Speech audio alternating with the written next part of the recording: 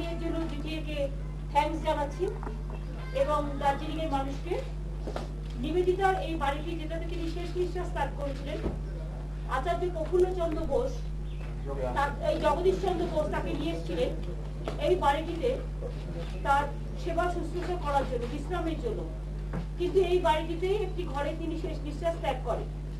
তারপর থেকে এই বাড়িটিকে ঘিরে কোনো কার্যকলাপ কিছু নিবেদিতা সম্বন্ধে হয়নি এবং অনেকে হয়তো জানেও না যে এটা নিবেদিতার শেষ নিঃশ্বাস ত্যাগ করার সেটা নিবেদিতার জায়গা ছিল।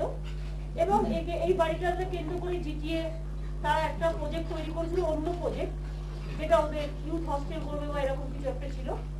কিন্তু যেহেতু বাড়িটা স্বামীজিরা এসে আগে দেখে গিয়েছিলেন এবং আমরা সবাই এটার অফিসিয়াল গুরুত্ব, ঐতিহাসিক গুরুত্ব জানি, নিবেদিতা সিস্টার নিবেদিতা চিরকাল তিনি আমাদের হয়ে কাজ করেছেন, মানুষের হয়ে।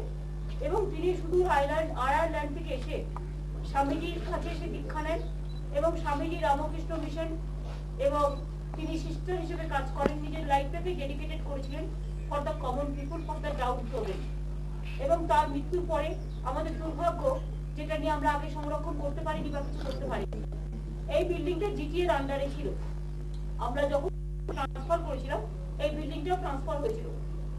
আমরা আজকে মিটিং করে, বিমল গুরুজি আছেন, আমি আছি এবং সেক্রেটারি মহারাজ আছেন এবং অন্যান্য জিটিএ মেম্বার বা অফিসাররা যারা আছে, আমার আইএনসি ডিপার্টমেন্ট, ডিএম, এসপি থেকে শুরু করে ডিআইজি, আইজি থেকে শুরু করে সবাই, টোটাল গ্রুপ, এটা ডিসিশন হলো যে আমরা এই বিল্ডিংটা জিটিএ এর কাছ থেকে আমরা নেব। জিটিএ